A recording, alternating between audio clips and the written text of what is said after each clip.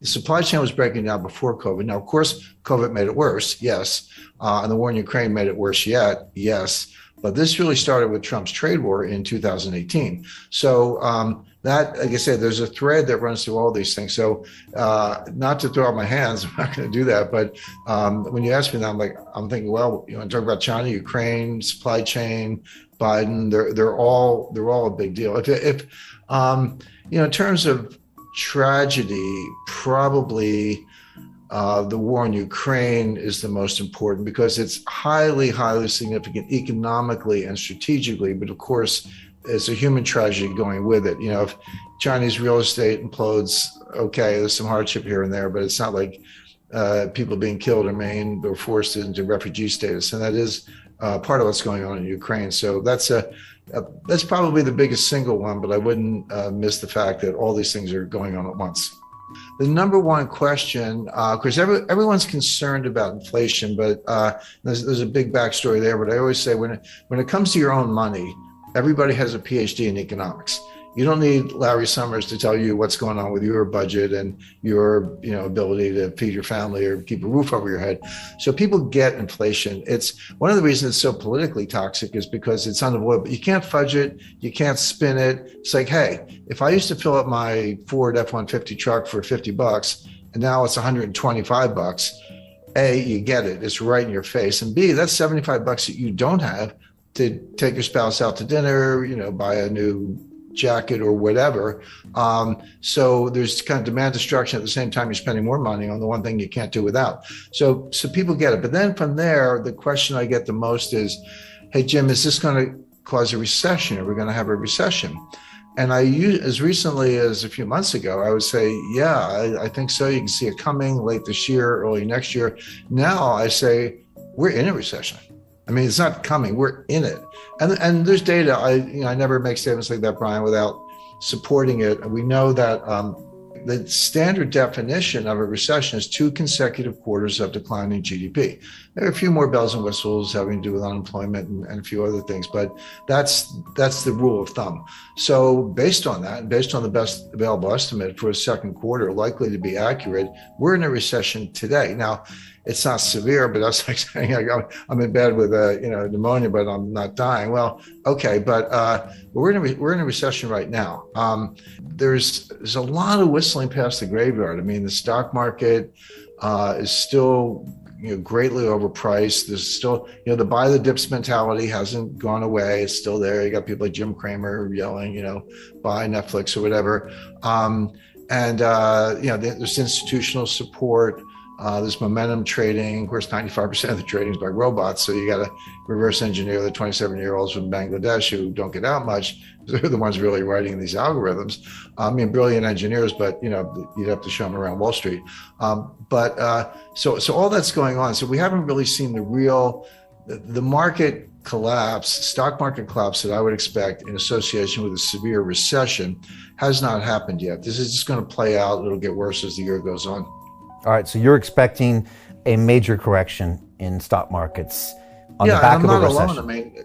I mean that is my expectation. I have my own models and I look at it closely. But if you listen to Michael Burry, Jeremy Grantham, Charlie Munger, these people have been around and they run hundreds of billions, and they're saying the same thing. So, so every now and then someone will throw some statistic at me. And I go, how long is your time series? And I go, oh, we took it back 5 years. I was like, talk to me if you've done it for 100 years, because that's a little more meaningful. But Jeremy Grantham actually did do a 100-year time series and looked at bubbles all over the world, 1929 US, 1989 Japan, 2000 dot-com stocks, and many others. And he said he's never seen anything like it. It's a triple greatest bubble of all time times 3 in the sense that it's real estate, stocks, and other asset classes. So I do. That is my view, but it's shared by a number of other analysts. And that would mean like S&P coming off another 20-30%? Yes. And again, you have to remind people. 1929, the stock market fell 22% in 2 days. It wasn't one day. It was like 12% one day, 11% the next day. So 23% over 2 days. But that wasn't the crash. That was the beginning of the crash. This Dow Jones fell 82% from top to bottom. Now, it took 3 years. It bottomed in June 1932. Started in October 1929, so not quite 3 years. But that fell 82%. And that happens. So yeah, we're down, NASDAQ's down, bounced back a little bit in recent days, down close to 30%, down the S&P down over 20%. We're in bear market territory, but that's just the beginning. That's not what a full bear market, market adjustment looks like in the face of the kind of recession that I expect. Talk to me about inflation, because I was looking at some of the inflation numbers, and you have to go back to the 80s to see anything that's approaching double digit. I remember being just a kid hearing about double-digit inflation. I could kind of remember the gas pumps, the lines at the gas. It's like a distant memory of me in the 70s. But how do you talk to younger people these days about what inflation is or it means? Because I don't think people really grasp what it actually means to your savings or to the economy in even a medium term. Well, that's exactly right, Brian. And if you you're a little younger than I am, but I lived through it. I started my career in banking in 1976, and I remember my wife and I used to kid each other. She was in advertising, I was in banking, and the inflation was so bad, you'd get a raise every 4 or 5 months, and you didn't have to ask. They would just give it to you because they knew that you were going to quit if they didn't keep up. So she would get a raise, and she was making more than I was at the time. So we'd go out to dinner, and then I would get a raise, and I was making more than she was. So we would just tease each other about that. But that's how it was. And the psychology was, if you needed a TV set or refrigerator, new car, whatever, you say, I better buy it now because the price is going to be higher. If I wait a month or 2 months, the price is going to run away from me.